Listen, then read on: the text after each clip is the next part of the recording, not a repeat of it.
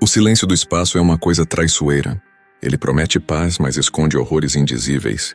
E para os colonos de Kaelen 7, um pequeno e esquecido posto avançado na borda da nebulosa de Orion, esse silêncio se tornou a melodia da sua própria aniquilação. Eles pensaram que estavam sozinhos, à deriva em um mar de estrelas indiferentes. Sua última esperança, um eco distante de um chamado de socorro que talvez nunca fosse ouvido. Mas o universo, meus amigos, é um palco de surpresas. E a humanidade... a humanidade tem um jeito peculiar de desafiar as expectativas.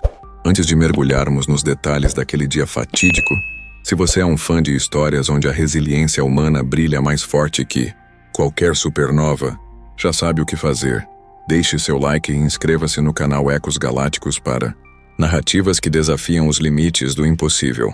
Era o ciclo 234 da colonização de Kaelen 7, uma rocha rica em minerais, mas desprovida de qualquer atributo que a tornasse verdadeiramente desejável. A atmosfera era fina, a gravidade um pouco mais pesada que a da Terra, e a única vista espetacular era a própria nebulosa de Orion, brilhando como uma ferida cósmica no céu noturno. O capitão Elias Thorne, um veterano de inúmeras campanhas de exploração sentia o peso da responsabilidade sobre os ombros. Ele era o líder de pouco mais de 500 homens e mulheres, a maioria mineiros e técnicos, que haviam jurado lealdade à Corporação de Exploração Intergaláctica, mas que, no fundo, só queriam uma vida melhor para suas famílias. As defesas da colônia eram rudimentares. Algumas torretas de energia, um escudo defletor de baixa potência e uma pequena frota de naves de transporte, adaptadas para combate, mas que mal arranhavam a superfície de qualquer ameaça séria. A ameaça, quando ela finalmente chegou, não veio do espaço profundo, mas das profundezas do próprio planeta. Flagelos, uma raça insetoide que habitava as cavernas subterrâneas de Kaelen 7, eram, até então, considerados inofensivos.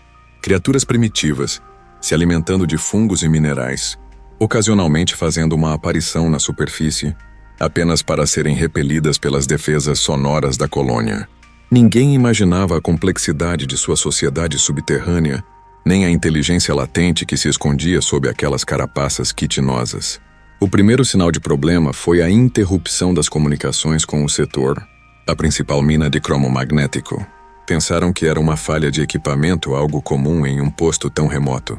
Thorne enviou uma equipe de reparos, liderada pela tenente Lena Petrova, uma engenheira exímia e uma das poucas com experiência em combate corpo a corpo.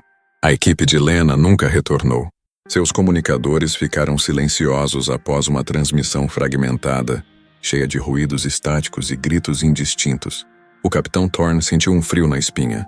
Não era uma falha de equipamento. Era algo muito pior. Ele ordenou o bloqueio das entradas das minas e o reforço das defesas. Mas já era tarde demais. Os Gilos, em uma coordenação que desafiava toda a compreensão humana, emergiram de túneis secundários de fendas recém-abertas no solo, de cada rachadura na superfície que pudesse abrigar um deles. Não eram os Gilos que conheciam. Eram maiores, mais agressivos, com carapaças mais duras e garras afiadas como lâminas de plasma. Sua inteligência havia evoluído, ou talvez sempre esteve lá, apenas esperando o momento certo para se manifestar. O ataque foi brutal e implacável. As torretas de energia de pulso, projetadas para repelir pequenas incursões de piratas ou criaturas selvagens, mal faziam cócegas nas carapaças dos Gilos maiores. O escudo defletor da colônia foi sobrecarregado em questão de minutos, cedendo com um estrondo ensurdecedor. O capitão Thorne, de dentro do centro de comando, observava os monitores mostrando o caos se espalhando. Os colonos armados com rifles de energia de baixa potência resistiam bravamente, mas eram superados em número e ferocidade. Ele sabia que precisava enviar um pedido de socorro, mas as comunicações de longo alcance haviam sido cortadas. A única esperança era a pequena nave de reconhecimento, a Andorinha, pilotada pelo jovem e inexperiente piloto Jax, que estava em uma missão de rotina fora da atmosfera quando o ataque começou. Thorne conseguiu enviar uma mensagem codificada para Jax, instruindo-o a fugir e transmitir o pedido de socorro para qualquer frota da Federação que pudesse estar na área. A voz de Jax, trêmula, mas determinada, foi a última coisa que Thorne ouviu de fora da colônia. O tempo se tornou um borrão de explosões, gritos e a incessante batida das garras Gilos contra as barreiras que ainda restavam. A colônia estava caindo. Homens e mulheres lutavam lado a lado, protegendo uns aos outros, mas a maré era esmagadora. Thorne, com um rifle em mãos, liderava a defesa do centro de comando, sabendo que cada segundo era vital para que o pedido de socorro de Jax tivesse alguma chance de alcançar seus destinatários. Os dias que se seguiram foram um inferno. Os Gilos haviam tomado a maior parte da colônia, encurralando os poucos sobreviventes em um complexo de túneis de serviço e câmaras de armazenamento. A comida era escassa, a água racionada, e a esperança era um luxo que poucos podiam se dar. Thorne, ferido, mas ainda de pé, tentava manter o moral da pequena tropa. Ele contava histórias da Terra, de um lar distante que a maioria deles nunca havia visto, mas que representava tudo o que valia a pena lutar. A tenente Lena Petrova, para a surpresa de todos, havia sobrevivido ao ataque inicial no setor Gama. Ela havia se arrastado de volta, ferida, mas trazendo consigo informações cruciais. Os Gilos estavam se comunicando através de pulsos psíquicos, uma rede mental que os tornava uma força coesa e quase impossível de desorganizar. Ela também havia descoberto que o ponto fraco dos Gilos maiores era um ponto brilhante em sua carapaça, logo acima do tórax, um ponto que parecia ser o centro de sua rede nervosa. Essa informação, embora valiosa, não mudava o fato de que estavam cercados e com poucas chances de sobrevivência. Os Gilos pareciam estar construindo algo, uma estrutura bizarra e orgânica que crescia rapidamente no centro da colônia, emitindo uma energia pulsante que fazia os ossos dos humanos vibrarem. Era uma ameaça que transcendia o simples ataque para tomar território. Era a manifestação de um propósito mais sinistro, uma inteligência alienígena incompreensível. Os dias se transformaram, a fome e o desespero começaram a corroer a resistência. As patrulhas de reconhecimento retornavam com menos homens a cada vez. Alguns sucumbiam à desesperança, outros eram levados pelos silos que se infiltravam nas defesas. Foi então que aconteceu. Um ruído, não o som ensurdecedor das garras Gilos, nem o zumbido de suas comunicações psíquicas. Era um som diferente, um som que fez o chão tremer e o ar vibrar, um som que parecia vir de cima do céu. Os sobreviventes olharam uns para os outros à esperança, uma emoção quase cintilando em seus olhos. Poderia ser? Jax conseguiu. Thorne, com um misto de ceticismo e uma faísca de esperança, ordenou que todos se preparassem. Mas se fosse ajuda, seria o suficiente? No espaço acima de Kylen 7, a andorinha de Jax havia feito o impossível. Ele havia voado por sistemas estelares, desviado de patrulhas piratas e superado falhas de sistema. Tudo para entregar a mensagem. E a mensagem, por pura sorte e desespero, havia chegado à frota de defesa da Federação, mas não a qualquer frota. Havia chegado a vingança de Gaia, a nave-mãe da divisão de resposta rápida, a mais poderosa e temida embarcação de guerra que a humanidade havia construído. Uma fortaleza voadora, projetada para enfrentar ameaças de escala galáctica, equipada com armamento de pulso quântico, escudos defletores de múltiplos níveis e uma tripulação de elite, treinada para a guerra em qualquer cenário. A vingança de Gaia não era apenas uma nave de guerra, era um símbolo da capacidade humana de contra-atacar quando encurralada, de se adaptar e de superar. Ela não via combate pesado há décadas, mas sua reputação era lendária, comandada pela almirante Elia Vance, uma estrategista implacável e uma líder carismática. A vingança de Gaia era a resposta definitiva da humanidade a qualquer ameaça existencial, e a ameaça em Kylen 7, pela descrição de Jax, era existencial. Quando a vingança de Gaia emergiu do hiperespaço, ela não o fez de forma sutil. Ela rasgou o tecido da realidade com um rugido que ecoou por todo o sistema. Sua silhueta maciça, adornada com canhões de energia, que brilhavam com uma luz ameaçadora, pairava sobre Kylen 7 como um predador cósmico. Os Gilos na superfície pararam. Seus pulsos psíquicos, que antes fervilhavam com uma cacofonia de comandos e agressão, agora se transformaram em um grito uníssono de terror e confusão. Eles nunca haviam encontrado algo assim. Sua inteligência recém-despertada não tinha categorias para tal poder. A almirante Vance, de sua ponte de comando, observava a imagem tática de... Os sinais de vida humanos eram fracos, quase imperceptíveis, mas lá estavam. que os silos eram uma praga. A estrutura orgânica que eles estavam construindo pulsava com energia.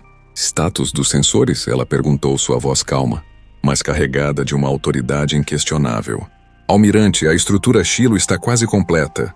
Parece ser um gerador de pulso psíquico em larga escala, capaz de amplificar sua rede de comunicação e talvez até mesmo influenciar espécies, respondeu o oficial de sensores. E os sobreviventes? Um grupo pequeno confinado a um complexo subterrâneo. Sinais vitais fracos mais presentes. Preparem os canhões de pulso quântico. Alvo, a estrutura central Shiloh. Não quero um arranhão na superfície habitável se pudermos evitar. Equipes de desembarque Delta e Epsilon, preparem-se. Temos humanos lá embaixo. Quero-os a salvo. A vingança de Gaia não veio para negociar. Ela veio para aniquilar. Os canhões de pulso quântico, que podiam atravessar escudos de energia de fragatas de batalha com um único, miraram na estrutura Shiloh. As defesas Shiloh, que haviam sido tão eficazes contra as torretas da colônia, eram meros brinquedos contra o poder da vingança de Gaia. Mísseis antiaéreos Shiloh foram interceptados antes mesmo de atingirem a caminho. Um clarão ofuscante irrompeu da vingança de Gaia, um feixe de energia pura que rasgou a atmosfera de Kaelen 7 e atingiu a orgânica Shiloh com uma força inimaginável. O impacto foi sísmico. A estrutura explodiu em uma nuvem de escombros orgânicos e energia psíquica descontrolada, fazendo com que os Shiloh na superfície se contorcessem e gritassem em agonia. O Capitão Thorne e seus sobreviventes no subsolo sentiram o tremor, viram o brilho através das rachaduras no teto. Era real. A ajuda havia chegado. Mas a vingança de Gaia não parou por aí. Equipes de desembarque foram lançadas, descendo em cápsulas de infiltração blindadas. Não eram meros soldados. Eram os sentinelas de Gaia, a elite das forças especiais da Federação, equipados com armaduras de combate avançadas, armas de energia de alta potência e uma determinação que beirava a fanatismo. Eles não eram apenas para resgate, eram para retribuição. Quando os sentinelas de Gaia fizeram contato com os Shiloh, a batalha se transformou em um massacre unilateral. Os Shiloh, embora numerosos e ferozes, não eram páreo para a tecnologia e o treinamento dos sentinelas. As armaduras dos sentinelas eram impenetráveis para as garras Shiloh. Seus rifles de energia desintegravam as carapaças com facilidade. Os sentinelas se moviam com uma eficiência brutal, varrendo os Shiloh da superfície de Kaelen 7 um por um. O ponto fraco descoberto por Lena Petrova, o ponto brilhante no tórax dos Shiloh maiores, tornou-se o alvo prioritário. A capitã dos sentinelas, uma mulher chamada Valéria Kyle, com um semblante duro e olhos que pareciam ter visto 1000 guerras, liderou a equipe de resgate até o complexo subterrâneo. Thorne e seus sobreviventes estavam exaustos, mas a visão dos sentinelas, com suas armaduras brilhantes e armas fumegantes, renovou suas forças. O resgate foi um momento de pura emoção. Lágrimas, abraços e um alívio palpável preencheram o ar. Thorne, olhando para Valéria Kyle, sentiu um orgulho profundo. A humanidade, mesmo nas profundezas do espaço, nunca abandonava seus filhos. A vingança de Gaia permaneceu em órbita por mais alguns dias, garantindo que nenhum Shiloh remanescente representasse uma ameaça. A superfície de Kaelen 7, antes um centro de mineração, foi esterilizada. A estrutura de comunicação Shiloh foi completamente erradicada. A ameaça foi neutralizada. A almirante Vance fez questão de enviar uma mensagem clara para qualquer outra civilização que pudesse estar observando. A humanidade pode ser subestimada, mas nunca será subjugada. Os sobreviventes de Kaelen 7 foram levados a bordo da vingança de Gaia, onde receberam tratamento médico e alimento. Jax, o jovem piloto da andorinha, foi condecorado por sua bravura e a história de Kaelen 7 se tornou um lembrete sombrio da fragilidade um universo hostil, mas também um testemunho inabalável da resiliência e da capacidade humana de, mesmo quando a esperança parece ter se esvaído. O universo é vasto e cheio de perigos inimagináveis. Há civilizações que se escondem nas sombras, ameaças que espreitam nas bordas da galáxia e desafios que testam os limites da nossa própria existência. Mas há uma verdade imutável que ecoa através das estrelas. A humanidade, com sua engenhosidade, sua brutal eficiência e seu espírito indomável, é uma força a ser reconhecida. A história de Kaelen 7 e da vingança de Gaia é mais do que um relato de Sobrevivência. É um lembrete de que mesmo quando pensamos que não há ajuda, a nave mais forte da Terra está sempre pronta para responder ao chamado. Se você se sentiu imerso nesta narrativa de coragem e esperança, não se esqueça de se inscrever no canal Ecos Galácticos e ativar as notificações para não perder nenhuma das nossas próximas aventuras através do cosmos. Deixe seu comentário sobre o que você faria se estivesse em Kailen 7 e qual nave, Federação você gostaria de ver em ação. Até a próxima, exploradores!